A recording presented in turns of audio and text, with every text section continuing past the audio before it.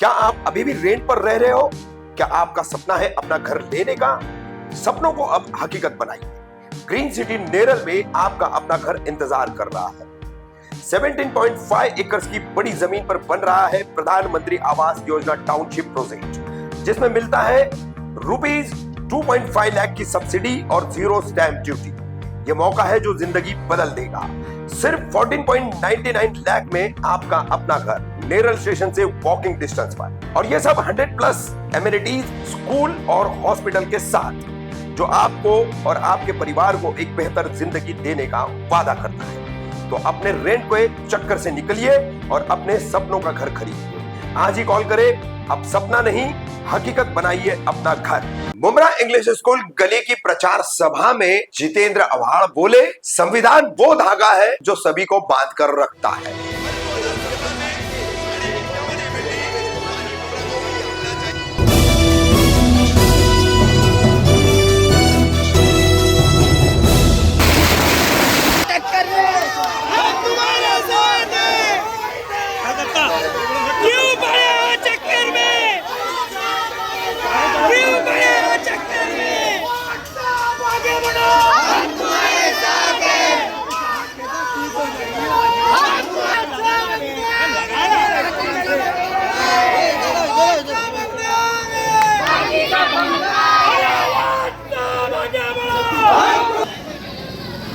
अभी बीकेसी में India alliance की सभा थी। मैं भाषण करने के उठा, भाषण शुरू किया, उतने में राहुल गांधी स्टेज पे आ गए, तो मैंने मेरा भाषण रोक दिया और बाद में सब बड़े नेताओं का भाषण शुरू हो गया। सभा खत्म होते ही उधर से भाग निकला, क्योंकि मुझे ये सभा अटेंड करनी थी, आना ही था मुझे। और आपके मोहब्बत में आज ट्रैफिक भी नहीं मिला तो मैं पहुंच गया। ट्रैफिक ही नहीं था। भाइयों बहनों, मैं कोई लंबा भाषण नहीं करने वाला। 4-5 मुद्दे हैं, उतने रख दूंगा।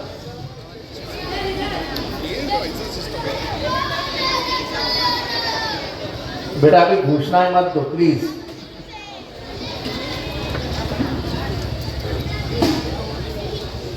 चुनाव की गर्मी बढ़ते जा रही है। जैसे ही चुनाव शुरू हो गया, पिछले बार राज ठाकरे ने नाम लिया था कि सिमी का अड्डा किधर है, मुमरा में। पैलेस्टाइन का आंदोलन किधर होता है, मुमरा में। मजाक उड़ाते हैं मुमरा। आज देवेंद्र फडणवीस ने बोल दिया कि मैं चैलेंज देता हूं उद्धव ठाकरे को कि शिवाजी महाराज का स्टैचू जाके मुमरा में बिठा के दिखाओ। तुमको मालूम है ना, जब अपन मुमरा एंटर करते हैं अमित गार्डन से, रास्ते से रेती बंदर पे, मुमरा रेती बंदर पे शिवाजी महाराज का बड़ा फोटो है। मालूम है ना तुमको? मालूम है कि नहीं है? सबको मालूम है ना? उस पे फुले, शाहू, अंबेडकर, शिवाजी महाराज की माँ अम्मी जिजा माता, जिसने स्कूल शुरू की पहली महिलाओं के लिए, वो सावित्रीबाई, और हमारे सबसे बड़े संत महाराष्ट्र के जगत गुरु तुकाराम महाराज का फोटो है। तो मैंने जवाब दिया, जब तुम पहचानते ही नहीं हो मुमरा कैसा है, तो क्यों मुमरा को बदनाम करते हो यार? आपको याद है स्टेशन कौन कौन जाया करता था आज से 15-20 साल पहले? 20 साल पहले ये जाया करता था। तुमको मालूम है स्टेशन के बीच एक मंदिर था? मालूम है? मालूम है क्या? देवेंद्र फडणवीस जी को वो भी नहीं मालूम है। बोले मंदिर कहाँ है? देवेंद्र फडणवीस जी, मुमरा में मंदिर था, स्टेशन पे था, और वो बहुत गंदगी में था। हमने मालिक से बात की, मालिक को समझाया कि इस गंदगी में हम मंदिर नहीं रख सकते, हमको यहाँ से उसको हटाना है। पर हटाना है यानी हटाना नहीं है, बराबर उसके बाजू में स्टेशन पे एक बहुत अच्छा और प्यारा मंदिर बना के हमने दे दिया। कौन बोलता है मुमरा में मंदिर नहीं बना सकते हो? कौन बोलता है? तो मुमरा को बदनाम मत करो। मैंने उनको कहा कि चंद वोटों के लिए हमारे मुमरा शहर को बदनाम मत करो। एक जमाना था मुमरा को बदनाम कर करके बैंक नहीं आती थी, एटीएम नहीं आता था, लोन नहीं मिलता था, क्रेडिट कार्ड नहीं मिलता था, मोबाइल का सिम कार्ड नहीं मिलता था। ये सब हालतों से ये मुमरा शहर गुजरा है। पर जब हालात बदल गए, जब मुमरा की सोच बदली है, तो अब उंगलियां मत उठाओ, हम मंजूर नहीं करेंगे आपकी उंगलियों को। हमने कहा था सोच बदलो, विचार बदलो, सोच बदलो, मुमरा बदलेगा।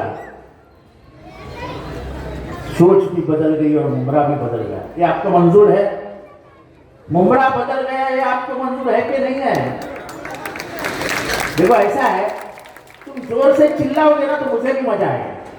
मैं अकेले जोर से चिल्ला रहा हूं, मुझे मुमरा बदला के नहीं है, जोर से बोलो।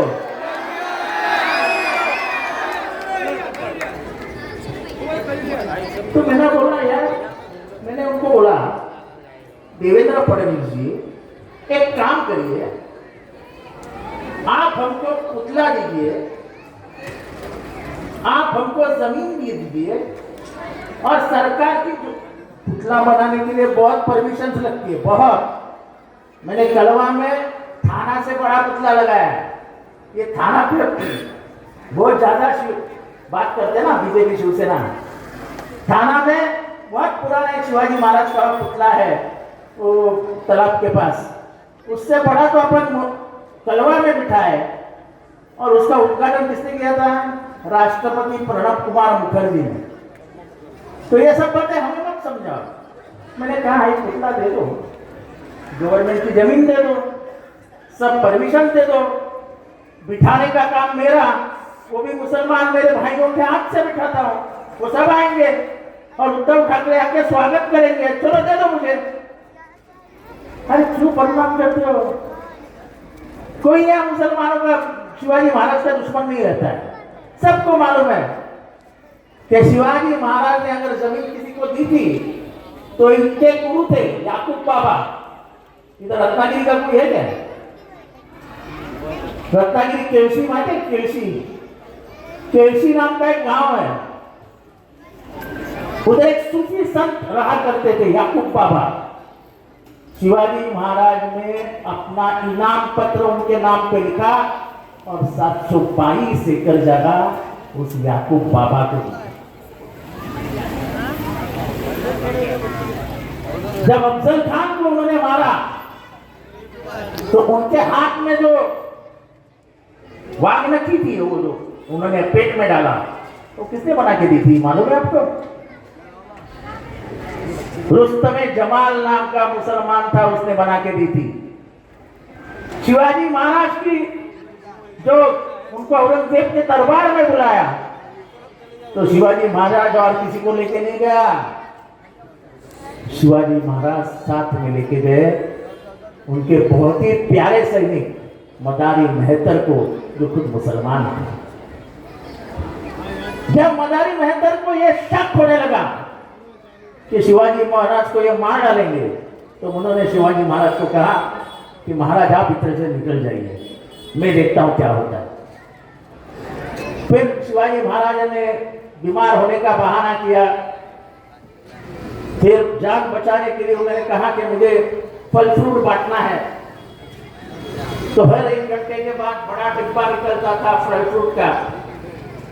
एक दिन उसी डब्बे में बैठ के शिवाजी महाराज निकल गए और उनके जगह जाके मदारी मेहतर सो गए। बाद में मदारी मेहतर का क्या हुआ ये मुझे मालूम नहीं है, एक ऐसे जाबाज सिपाही शिवाजी महाराज के साथ थे जो उस संग्राम में लड़े थे। कोई शिवाजी महाराज का दुश्मन मुसलमान नहीं था। मुसलमान, उनके अपने मुसलमान उनके साथ संग्राम में खड़े हो जाते। तो ये डर क्यों दिखाते हो उनको? ये डर क्यों दिखाते हो? आज सवाल करने के बाद अभी तो कोई जवाब नहीं आया। जवाब आएगा तो दे दूंगा जो देने का है। वो अपन तो देते ही रहते हैं। पर जो माहौल खराब करने का काम है वो बड़ी जोर से चल रहा है, क्योंकि मालूम है माहौल खराब नहीं करेंगे तो जीतेंगे नहीं। ये वोट जिहाद, वोट जिहाद, वोट जिहाद, ये हिंदुओं को भड़काने का था।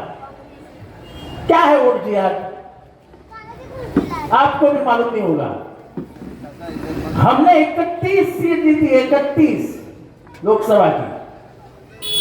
मैं 5 गिन के बताता हूं। गढ़चिरौली 5% मुसलमान,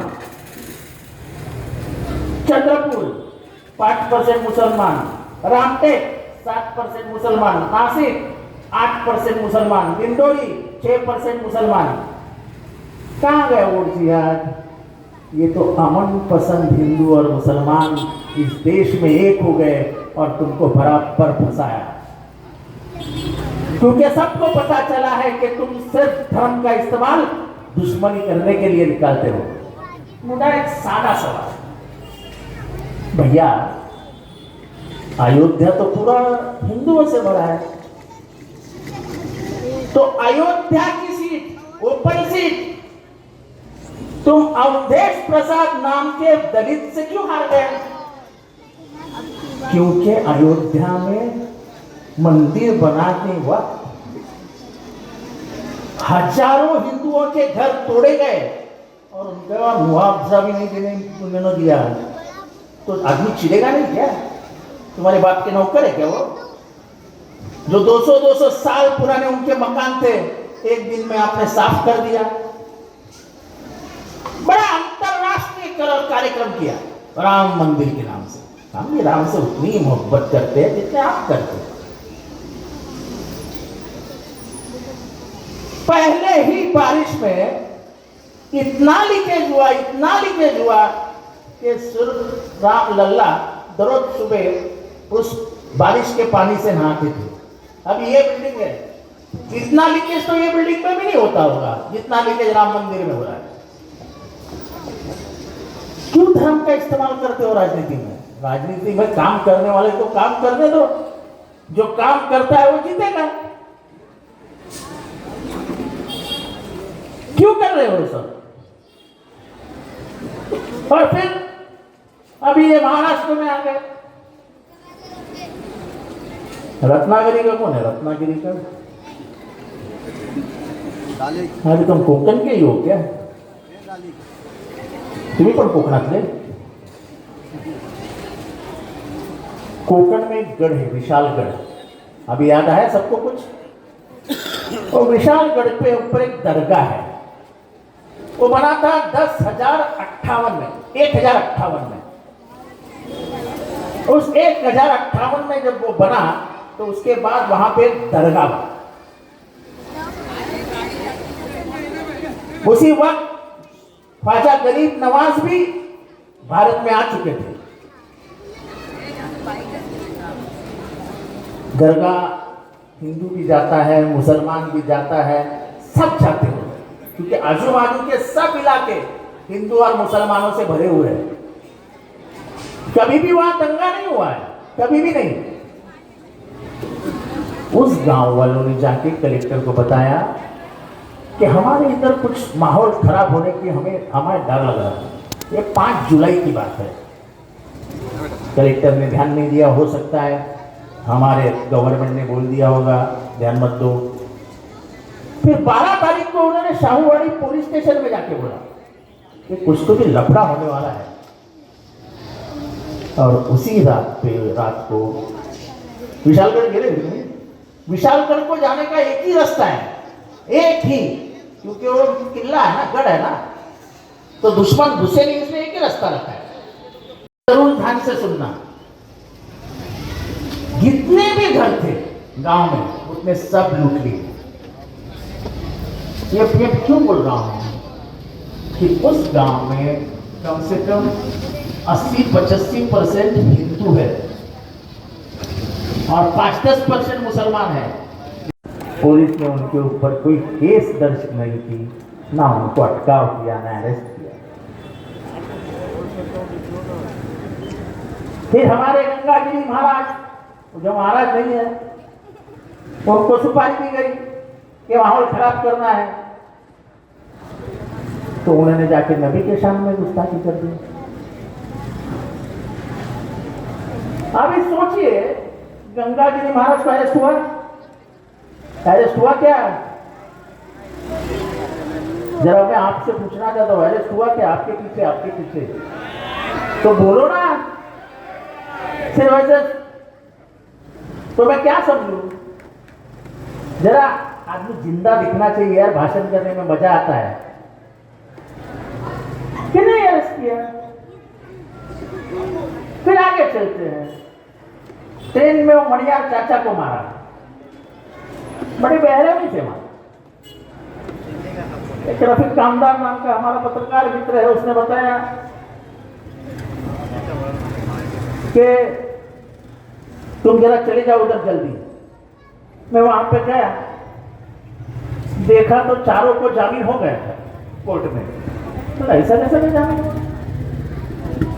मैंने मेरे वकील को फोन किया, वकील ने बोला ये धाराएं गलत लगा दी है, ये धाराएं लगती ही नहीं उसको। फिर मैंने उनसे झगड़ा शुरू किया, तो मेरा रंग रूप देख के वो इंस्पेक्टर बोला, भाई हम कल कोर्ट में अर्जी करते हैं और तुम जो बोल रहे वो धाराएं लगाते हैं। दूसरे दिन कोर्ट गए, कोर्ट ने उनका जामीन कैंसिल कर दिया। हाँ, अब मजा आएगा, अब मजा आएगा।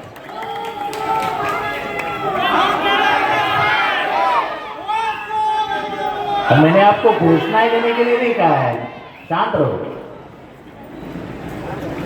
फिर जेल में गए। फिर उसके बाद एक नौजवान वकील है, वो मेरे पास आया और मुझे बोला कि मैं ये केस लड़ूंगा, 1 रुपया भी नहीं लूंगा। ऐसे भी नौजवान है जो कौम के खिदमतगार है। 5 मिनट है, 10 मिनट, ठीक है। उसने हाईकोर्ट में अपील डाला और आज भी वो बच्चे अंदर है। पर ये किसी को नहीं मालूम है कि वो 5 नौजवानों ने वो चाचा को ट्रेन में बाहर फेंकने का प्रयास किया था। वो ट्रेन में बैठे सभी हिंदू उठे और वो बच्चों को खींच लिया और चाचा को भी खींच लिया। ये देश गंगा जमनी की तहजीब के लिए पहचाना जाता है, ये देश भाईचारे के लिए पहचाना जाता है। हमारी भाषा एक है, अलग है, लेकिन हम दिल से एक है, क्योंकि हम सब भारतीय हैं। ये देश हमारा है और तुम कितना भी तोड़ने की कोशिश करोगे, ये देश नहीं टूटेगा। हम संविधान को बचा करके ये देश एक रखेंगे। ये संविधान क्यों बदलना चाहते हैं? कि संविधान एक ऐसा धागा है जो हर आदमी को जोड़ के रखता है।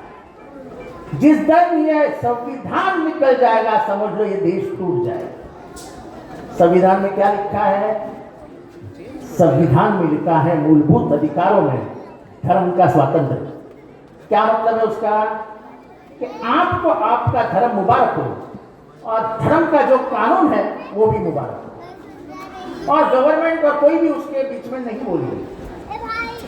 इनका प्लान क्या था? 400 पार का, 400 पार जाएंगे,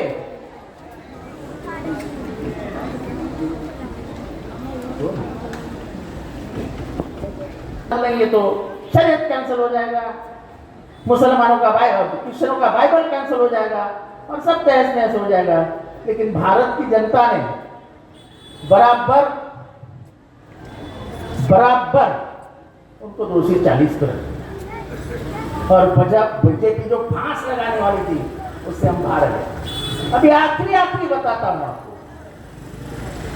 चंद दिनों पहले हमारी राष्ट्रवादी में बिखर गई और कुछ लोग हमारे घड़ी लेके शरद पवार के हाथ से घड़ी निकाल के भाग गए। मैं तो उनको पाकिट मार कहलाता हूं। अब एक पाकिट मार की जूनियर टोली जो है, सरदार ऊपर है, नीचे उनके कुछ टोली है, वो टोली है।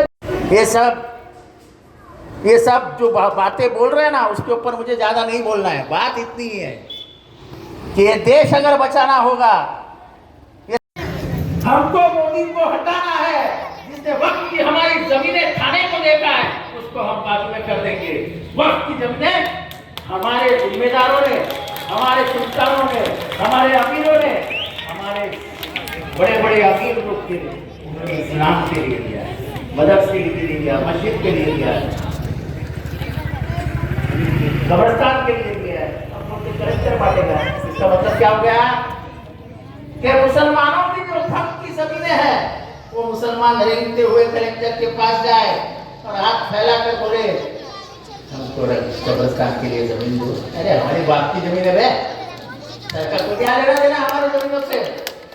और इसलिए हमारी बहन ने पहला विरोध किया लोकसभा में, सुप्रिया सुले, और हम इसको विरोध करते रहेंगे।